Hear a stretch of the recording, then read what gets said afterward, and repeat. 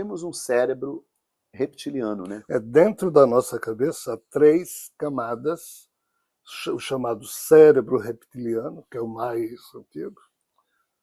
Depois, a natureza, através da evolução, construiu o chamado cérebro límbico, que é quando aparece o tálamo, o hipotálamo, o hipocampo e a amígdala cerebral, que permite, pela primeira vez ao ser terráqueo em evolução, ter uma memória e emoção associada à memória. É o cérebro límbico dos mamíferos que criaram isso. Aí esse cérebro límbico evoluiu para o cérebro primata.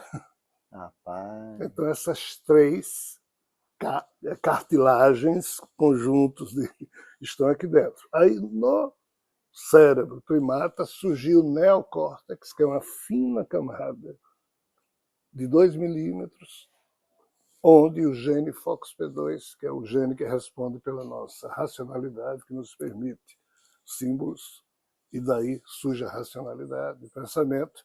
Então, assim, aqui dentro tem 3 tipos de cérebro, um sobre o outro, e o neocórtex. Então, todos nós temos o cérebro reptiliano. Como o solo, a Martinha aí. Olha lá, Martinha. Como o nosso solo, né? Que tem várias camadas, né? Isso. A nossa geologia, mais né? para baixo, mais antiga. É a mesma coisa. Mais para dentro aqui é o mais antigo. Quando você come muito, a gente estava falando em comer muito, e não cabe mais, mas na hora em que você olha para um pudim, vem aquela vontade terrível e você ainda... Isso é reptiliano, é o prazer imediato. Ou seja, você com isso ativa seu cérebro reptiliano em você. O que implica dizer que muitos de nós, de fato, somos humanos, mas nem tanto. Nós somos um corpo humano em ação, Nem mas todos às vezes... estamos na fase sapiens sapiens. Não, nós somos ainda pré-humanos. Eu acredito. Freud dizia isso, né? Que existem forças ocultas no nosso psiquismo, forças ocultas são terríveis, mas ainda bem que é uma barreira que separa o inconsciente do consciente, porque se as sensações dessas forças ocultas invadissem o consciente, o ser humano estaria ferrado. Mas ele é vítima ainda dessas formas mentais complicadas que os Upanishads hindus, desculpe o pleonasmo, chamam de sanskaras, formas mentais complicadas que causam o vasanas, ou seja, os automatismos, que é o que a gente está falando aqui de reptiliano. Entendi. Será que, de certa forma, as religiões, com os grilhões de ferro, de certa forma, não ajudaram o ser humano a reter um pouco esse inconsciente selvagem? Claro que de uma maneira violenta, né, e repressora, para poder falar com mentes e consciências mais violentas, mais primitivas, mais infantis, vamos dizer assim. E agora não seria o momento da gente falar, bom, tudo ok, somos crianças, mas não somos mais bebês. Estamos aqui já há tantos milhares de anos, já podemos soltar um pouco a mão das religiões, né? Outro dia eu estava vendo com meu filho o show da Madonna. E aí depois teve uma outra artista muito boa também, não sei se foi Lady Gaga, que veio também com cruzes invertidas, misturando religião com sexo, que não sei o que, aquela coisa de causar polêmica, né? Falei assim, filho, tanto Madonna quanto essa moça são muito excelentes artistas, mas elas estão tão presas à religião e ao dogma da mesma forma que os religiosos, porque eles estão ao contrário, às avessas. Ainda mais está preso. Está preso ao mesmo tempo, né? Querendo... A temática continua. Querendo chocar, pegando a cruz e botando na genitália, tal, não sei o quê. Eu estou dando um exemplo aqui que eu não sei nem se foi feito isso. Mas foi, na abertura das Olimpíadas. Foi o que me passou isso, né? Tudo ok, entendeu? Isso aqui é um órgão maravilhoso, o sexo, para mim, na minha opinião, é algo maravilhoso, é uma das coisas mais maravilhosas que a gente tem. E quanto mais nós formos libertários nele, mais a gente vai poder perceber que o sexo é uma excelente ferramenta que nós temos. É só a gente usar ele como um exemplo para outros chakras. É a prova, a energia sexual é a prova de que, assim como nós nos excitamos e mudamos a nossa fisiologia do chakra sexual, a ereção, a mulher com estar mais umedecida quando fica excitada. Muitas vezes, a grande maioria das vezes, você faz isso com a tua mente. Então, se você faz isso, controla teus chakras sexuais com a mente, você pode controlar os teus outros chakras com a sua mente também. Claro. É só a gente ter um foco maior no Muito nosso bem dito. dia a dia, mais como é que se diz? Dedicação aos outros chakras também. E não deixar de usar o chakra sexual, não, mas usar os outros também. Os animais fazem sexo. No entanto, não se amam. Nós, humanos, somos animais, fazemos sexo, mas por sermos conscientes, nós nos amamos. Quando um cachorrinho transa com a cadelinha, os chakras básicos de ambos é que... Mas quando nós, humanos, transamos por transar, a gente repete o cachorrinho. Mas se a gente ama, aí é o chakra cardíaco. Esse que é o problema. Né? Esse que é um então, problema grande. Pois é. A questão de fazer sexo sem amor, que não há problema nenhum, mas é uma coisa animal, e como esse corpo é animal, temos que ver isso com absoluta tranquilidade. Isso não é pecado. Sim, exatamente. É porque existe uma linha, ver, né? existe uma linha chamada do sexo tântrico, que usa o sexo como, ou o desejo, como um instrumento de evolução, né? Existe, inclusive, uma técnica que muitos que estão nos ouvindo devem conhecer. Eu acho que quem vai ouvir um papo de Jean Valjean com Jorge Versilo são pessoas iniciadas, né? Isso aqui não é baby class, né? E as naves passando, mas por enquanto são naves humanas. sem engenharia reversa ainda. Mas o sexo tântrico, ele diz que você, contendo o orgasmo, tanto o homem quanto a mulher, essa contenção vai deixando em você um eletromagnetismo na pele e vai empurrando os teus chakras da maneira certa, né, com orientação, vai empurrando aos poucos essa energia para cima e ela vai ativando os chakras superiores. Porque nós temos o chakra básico, né, mais ou menos aqui da região dos pés até aqui também, entre o ânus e o sexo. O Muladhara, né? Nós temos o chakra gástrico, que é onde fica grande parte das nossas mágoas, rancores, preocupações, ansiedades. Nós temos o plexo solar, nós temos o chakra cardíaco, que já passa para o campo dos sentimentos e não das emoções, quer dizer, já são mais ou menos estáveis. Uma amizade, uma coisa assim de admiração, você já passa a cultivar pelo chakra cardíaco, não é mais chakra básico. Chakra básico é tesão, você lá no Maracanã vendo o teu time jogar, torcendo, xingando a mãe do juiz ou delirando pelo gol do teu time, isso é emoção. Né? Instinto de sobrevivência. E instinto, né? Basicamente são esses três. A partir do cardíaco, aí já sobe pro Vishuddha, né? Chakra de comunicação.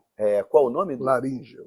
Mas você falou... Vishuddha, ou Bishuddha, como alguns dizem. Que coisa interessante, hein? Que é o nome...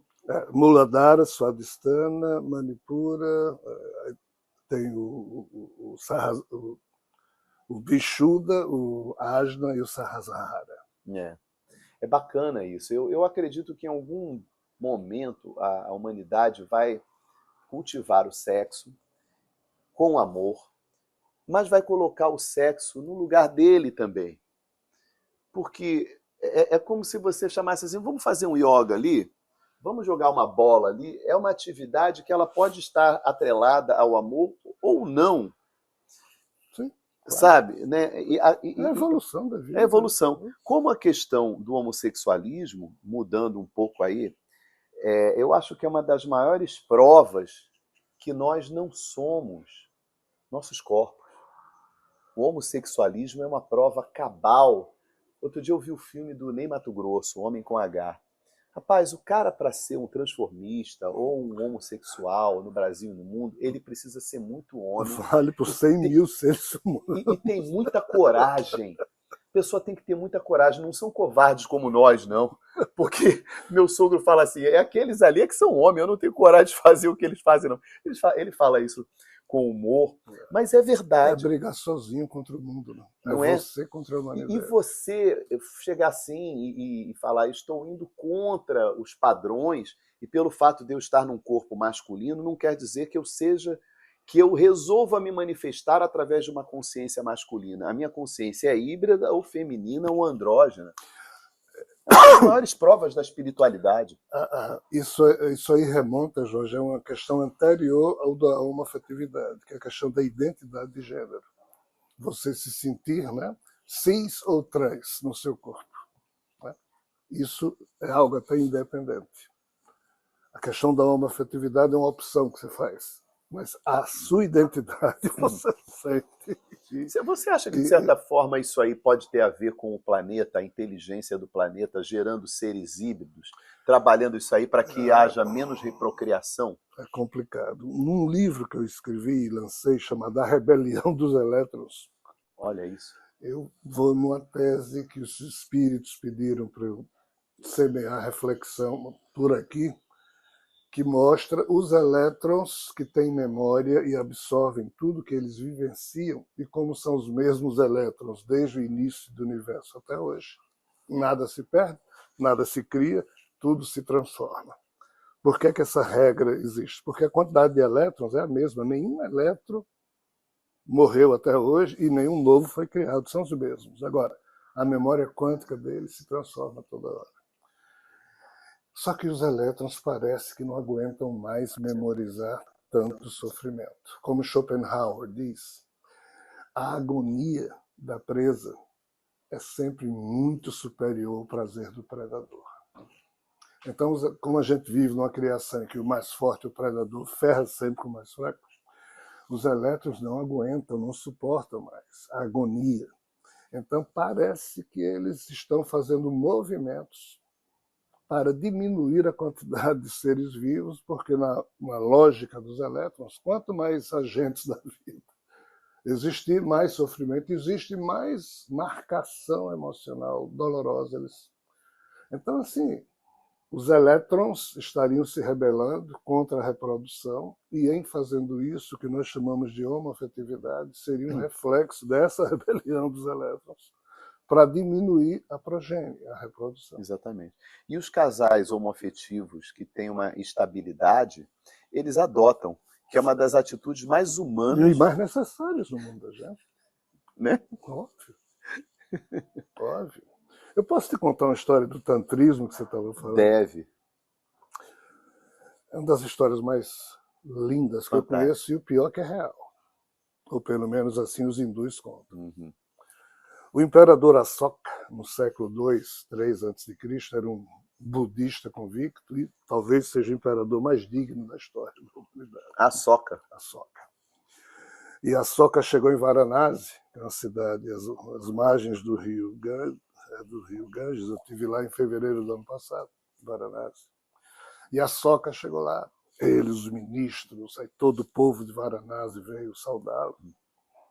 E ele, conversando lá nas margens do rio, diz, porque houve tempos em que este rio, que agora nós aqui estamos vendo, os rishis de antigamente faziam com que o rio Ganges invertesse o seu curso, criasse vórtices, blá, blá, blá. A imperador Asoka falando, aí uma das pessoas que estava assistindo levantou a mão e disse, aqui em Varanasi tem uma mulher que faz isso. Aí o imperador Asoka olhou para a pessoa e disse, isso é nos tempos antigos, hoje em dia ninguém mais tem poder para fazer isso, não. Imperador, fulana faz. Mas você está falando sério? Estou, e várias pessoas aqui conhecem o imperador. Alguém mais aqui conhece essa fulana? E algumas pessoas. Tragam ela aqui. Aí foram correndo, aí lá vem a fulana. Você é o quê? Eu sou professora de sexo. O tantrismo. Olha nessa isso. época. Era a educação natural. Olha que coisa não era prostituta. Não, exatamente. Isso é uma coisa maluca que nós aqui inventamos. Que nós trouxemos, as santas prostitutas, exatamente. E os prostitutos. Para não dizer que nós estamos favorecendo só os homens. Exatamente. E o imperador Asoka disse, minha senhora, é verdade que a senhora tem o poder de fazer com que o Ganges inverta o curso? Ela disse, tem. Mas a senhora é professora de sexo. Quer que eu lhe mostre? O imperador disse, quero. O quê? Ele mostra o quê, né? Ela foi para o beira do rio, pegou água, falou lá alguma coisa. Aí, algum momento depois, o rio começou a ficar estranho, começou a criar redemoinhos, começou a criar vórtices. O imperador se assustou, é isso que diz a história. Disse, pare, minha senhora, pare, pare, pare. Mas como é que a senhora consegue fazer isso? Ela disse, é o meu ato de verdade. Disse, como? É o meu ato de verdade. Como assim? Não, porque eu sou só uma professora de sexo. Mas eu trato do mesmo jeito imperadores e o mais pobre, imperatrizes, porque ela dava sexo, ela dava aula de sexo também, imperatrizes e a mais simples das mulheres, e cobro o mesmo preço a todos. Eu sou honesta no que eu faço. E faço com tanto carinho e trato a todos tão bem que isso me dá o poder de ter o meu ato de verdade. E eu converso com o rio, com a minha deusa Ganga, que foi a deusa que criou o rio Ganges, e digo, Deus, em nome da verdade que habita em mim, numa força maior do que a verdade pessoal, eu peço que a água do rio me obedeça, e a água do rio me obedece. Meu Deus, que coisa linda, hein? Que frase linda. Em nome da verdade que habita em mim. Integridade.